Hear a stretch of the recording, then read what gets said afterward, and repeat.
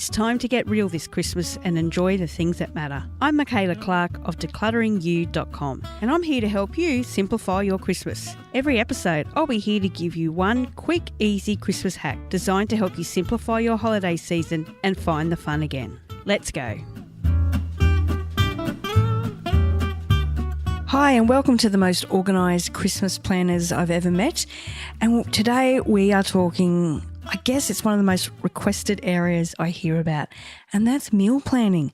With all these guests and functions and all the actual food that we need to cook and plan for, it can get out of hand. And if we don't have a bit of a system and a way to organise it, it can become a nightmare and extra stress that we don't need. So it's my pleasure to have Lou from Meal Planning Your Way on the podcast today to talk about how she plans her meals and the process you can go through. Now, to help you, we've got together some meal planners in our Hack the Holidays handbook.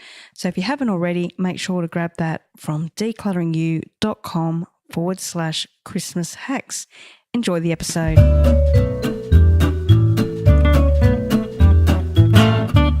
So Lou, I need to know, I think I already know the answer to this, but are you an early or late gift wrapper? Oh, mate, I think I might disappoint you. I'm totally a late wrapper. Oh, I thought you would be like already have them wrapped in November. Oh my gosh, no. I am very much a last minute. I choose Christmas presents based on a very intuitive process. So it's last minute inspiration, wrap, total last minute. I've got the thinking done. That's the difference. Right, yes. Yep. Well, I can guarantee you'll always find me at midnight Christmas Eve wrapping. Guarantee it. I love it. You're in good company, I can tell you that. Except this year. See, I'm doing this podcast to make sure I'm all organised and have a cool, calm, collected December. Breathe in. Love it. Now, one of the biggest stresses for me, and I think a lot of people, is organising the Christmas meals because there's so many of them. There's so much expectation.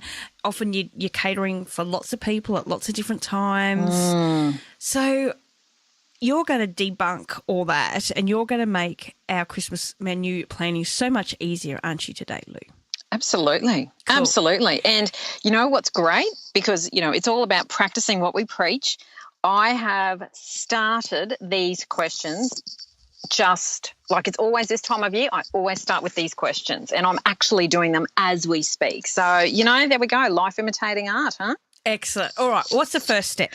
Okay. First thing, it's the most important, and it's looking at where do you need to be on what days. So, Christmas Eve, and even the lead up to, what are the Christmas parties? What's happening? If you don't know where you need to be, there's a problem. Right. That's the first problem. Exactly, because it then leads into my next question is, what do you need to do for each Christmas event? Right. So, you know what I mean? So what we're looking at is some, basic questions around, are you hosting Christmas Day? If you are, that's, you need to know that. But if you're just attending a Boxing Day event, you just go, okay, well, I just need to bring a dish. So we're wanting to really identify, is it a whole menu you've got to work out or just, I need to bring nibblies? Make it simple. All right. So if you're inviting me to any event, my family and friends, I will be bringing chips in a packet.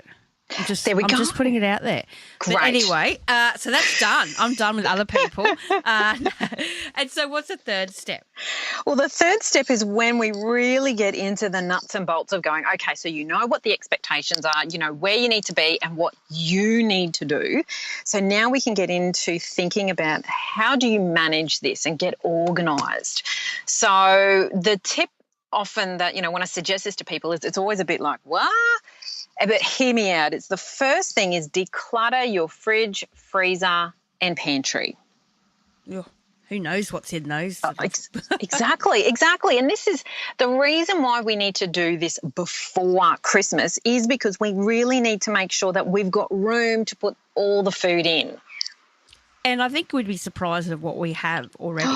Exactly. And if we can do it around now, so before, kids go on, holidays, it just gives you a little bit of time. Even if the kids are at home, put a video on, keep them entertained, or do a swapsies with someone and just get in there, get your garbage bags out and declutter. You need room. Start eating through stuff in your freezer because you're going to have room for your Christmas leftovers. So, of course. Yeah. So, you just need to make space to have that room. So once you've done that, then you're ready to continue your thinking.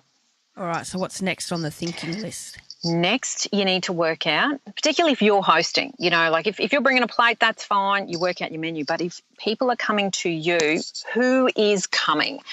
Because when you know who's coming, then that opens a whole host of questions. Do they have food issues? Are there allergies? Are there any intolerances?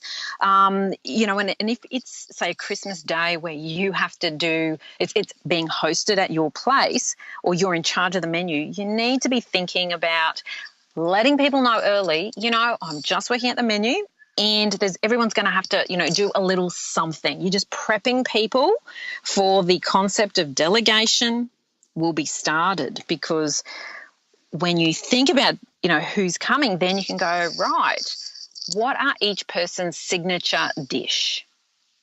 Right. And get them to bring it.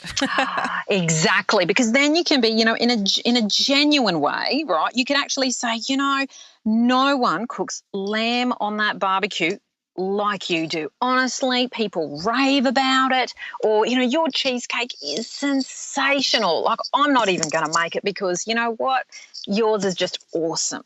It makes everyone feel part of it and it takes something off your list. Yes, I think I'm going to do that to all my guests. So then I'm not actually cooking anything. But anyway. Well, it's like you've got to think, you can think about it logistically and go, okay, well, for certain honours, we need to keep it in the fridge. If they're coming from goodness knows where, you can say, look, I'll buy the meat or whatever it is. But look, if you can cook it, that would be great. Cool. All right. So what else do we need to consider? Well, we have to work out, depending on the number of people you have, what is the sort of menu that's going to work. So if you've got, say, 10 people coming, 5 people coming, 40 people coming, you need to kind of know, because, you want to focus on simplicity. And often what I guess frustrates me, and I love food, I love cooking, but what irritates the hell out of me is you see in magazines they have all of these menus that are cooking everything from scratch, and that gives me heart palpitations. Yes. Seriously. Does it do that for you too? I don't even open them. I don't even open those mags because I know I'm never going to do it. They really suggest complex things that, normally you would not cook anyhow. So my theme is always focus on simplicity when you're coming up with a menu for that number of people. If you hate cooking, don't add stress by making it complex dishes. Focus on the delegation and know what your superpower is. If it's being organised, like you're an awesome organiser, like you, Michaela, are super at going, right, you, that's what you're doing. That's your superpower. Focus on that. Get other people doing the bit. So I'm not surprised when you said everyone else is bringing stuff. Yes, that's brilliant. And I guess just on that menu point, the only thing I would say is don't go so heavy on the meat, because, so often we go, oh, it's all meat and a few salads. It's like, well, if someone does an awesome zucchini slice, like zucchinis are in season, get them to bring something like that. Easy things that, if it's a buffet, make it cold, make it easy. Awesome. I love those tips. One little tip I saw somewhere on the interwebs was someone opens their fridge and their pantry, just takes a photo before they go shopping, which I love. So that's about making a list of ingredients, I guess, that you already have. Oh, my gosh. Absolutely. Absolutely, because, what you really want to be doing is, thinking about when you know what your menu is, then you can actually go, right, what do I have? And then start buying those items while they're on special. So that's why you declutter your pantry, your fridge and your freezer. So then you can go, oh, well, look, such and such is on special now. I can make it. And with some items, you can actually make them, 2 weeks before the event and, nothing is going to happen. It's going to be, depending on the nature of it, make life easy. Yeah, and that's something we talked about in our episode with Michelle House on budget saving tips at Christmas is, buying things a little bit each week, making sure you know what you have already. So true. It makes all the difference. So, oh, gosh, yeah. Now, what about on the day? What are your tips for not completely losing it? Well, I think the one thing you've got to do to be sorted on the day is, say, the week before, is create a time plan. Now, I know that's going to sound ridiculous and really, like, oh my gosh, that's just way too organised. But honestly, to manage my own stress, that's the best way to go because, like, when I hosted my first Christmas 2 years ago, I miscalculated. Can you believe that? I miscalculated my cooking time because I had more chickens in the oven. Ah, right. I know. Who knew, huh? Who knew? Apparently, that's what happened. So, working at your timetable, doing some things like, even thinking about, okay, what bowls, what platters do I need? And that way then you can actually go, right, so I know I need to, at this time, get the chickens in the oven. I can start putting salads out. I don't know how things are in your household, but certainly in mine, when the family lop up, everyone's like, right, what can I do to help? What can I do to help? What can I do to help? That stresses me out. So I have to think ahead. What are the tasks other people can do? Right, here's this, can you do that? Right, here's this, can you do that? Because it just, if you've got a time plan, that way then on the day, all you're doing is you're just looking at your list. When stuff's going crazy and like when my chickens weren't cooked on time, there was a half-hour buffer and I just went, okay, I can cope because I've done everything else on my list and just breathe. Right. Oh, there's some great tips. I'm sure all our listeners are going to be able to hack the Christmas cooking and planning this year. Oh, I think we've awesome. done it. I think so. And I guess just simplicity. Don't make life difficult. It's not about yes, it's a bit about the food, but it's about the company.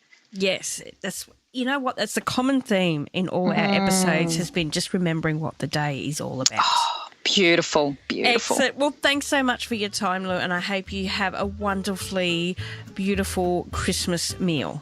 Oh, thanks, day. Love. You too.